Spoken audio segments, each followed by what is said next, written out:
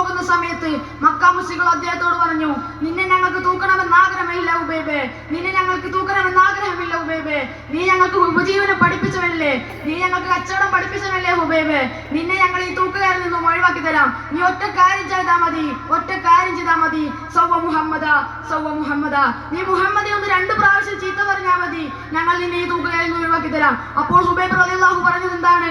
നിങ്ങൾ ഒരു മുള്ളു തന്നിട്ട് അതെന്റെ ഹബീബിന്റെ കാൽപാദത്തിൽ ഒന്ന് തൊടാൻ പറഞ്ഞാൽ പോലും അതെനിക്ക് സഹിക്കാൻ കഴിയില്ല എന്ന് പറഞ്ഞു. മക്ക മുശ്രിക്കുകളുടെ കൈകളാൽ ഷഹീദാവണമെങ്കിൽ അവർ അള്ളാഹുവിന്റെ ഹബീബിനെ എത്രമാത്രം സ്നേഹിക്കണം. അള്ളാഹുവിന്റെ ഹബീബിനെ സ്നേഹിച്ചത് വെറും മനുഷ്യർ മാത്രമല്ല, ജീവനില്ലാത്ത വസ്തുക്കൾ പോലും അള്ളാഹുവിന്റെ ഹബീബിനെ സ്നേഹിച്ചിരുന്നു. നബി സല്ലല്ലാഹു അലൈഹി വസല്ലം തന്നെ പറയുകയുണ്ടായി, എനിക്ക് നുബുവത്ത് ലഭിക്കുന്നതിന് മുമ്പ് തന്നെ മക്കയിലുള്ള ഒരു കല്ലിനെ എനിക്കറിയാം, ആ കല്ല് എന്നോട് സലാം പറയാറുണ്ട്, പല വൃക്ഷങ്ങൾ എന്നോട് സലാം പറയാറുണ്ട്. ഒരിക്കൽ അള്ളാഹുവിന്റെ ഹബീബ് മദീന പള്ളിയിൽ ഖുതുബ ഓതുന്ന സമയത്ത് മദീന പള്ളിയാകെ വിറപ്പിച്ചുകൊണ്ട് ഒരു കരച്ചിൽ കേൾക്കുകയാണ്. സ്വഹാബത്ത് മുഖത്തോട് മുഖം നോക്കി, ആരും കരയുന്നതായി കാണുന്നില്ല. അപ്പോഴതാ അള്ളാഹുവിന്റെ ഹബീബ് മിമ്പറിൽ നിന്നും ഇറങ്ങി വന്ന് പള്ളിയുടെ മൂലയിൽ ഉണ്ടായിരുന്ന ഒരു പഴയ മിമ്പറിന്റെ അടുത്തേക്ക് പോവുകയാണ്. എന്നിട്ട് ആ മിമ്പറിനോട് പറഞ്ഞു, നീ കരയല്ലേ മോനെ. സ്വഹാബത്ത് ഒന്നടങ്കം കരയാൻ തുടങ്ങി, കാരണം കരയത് ഒരു മിമ്പറായിരുന്നു. പ്രിയപ്പെട്ടവരെ, ജീവനില്ലാത്ത വസ്തുക്കളും അള്ളാഹുവിന്റെ ഹബീബിനെ എത്രമാത്രം സ്നേഹിക്കുന്നെങ്കിൽ നാം അള്ളാഹുവിന്റെ ഹബീബിനെ എത്രമാത്രം സ്നേഹിക്കണം.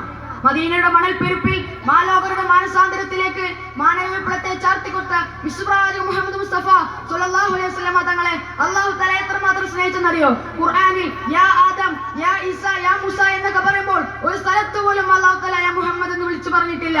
അത്രയ്ക്ക് സ്നേഹം അല്ലാഹു തആലക്ക് അവന്റെ ഹബീബിനോടുണ്ടായിരുന്നു. പ്രിയപ്പെട്ടവരെ, നാളെ മഹ്ശറ വൻസബിൽ ആരാരുമില്ലാതെ നമ്മൾ നെട്ടോട്ടം ഓടുമ്പോൾ നമ്മളെ സഹായിക്കാനുണ്ടാവുക നമ്മുടെ ഹബീബ് മാത്രമാണ്.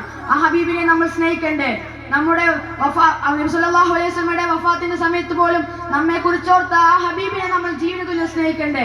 സ്വഹാബികൾ സ്നേഹിച്ചതുപോലെ, താബീങ്ങൾ സ്നേഹിച്ചതുപോലെ, താബീങ്ങൾ സ്നേഹിച്ചതുപോലെ നമുക്ക് സ്നേഹിക്കാൻ കഴിയില്ല. എന്നിരുന്നാലും നാം കഴിയുന്നത്ര അള്ളാഹുവിന്റെ ഹബീബിനെ മുഹബ്ബത്ത് വെക്കണം. അള്ളാഹുവിന്റെ ഹബീബിനെ കഴിയുന്നത്ര മുഹബ്ബത്ത് വെക്കുന്നതിൽ അള്ളാഹു നമ്മെ ഉൾപ്പെടുത്തുമാറാകട്ടെ എന്ന് പ്രാർത്ഥിച്ചുകൊണ്ട് ഞാൻ എന്റെ വാക്കുകൾ അവസാനിപ്പിക്കുന്നു. അൽഹംദുലില്ലാഹി റബ്ബിൽ ആലമീൻ. അസ്സലാമു അലൈക്കും വറഹ്മത്തുള്ളാഹി വബറകാതുഹു.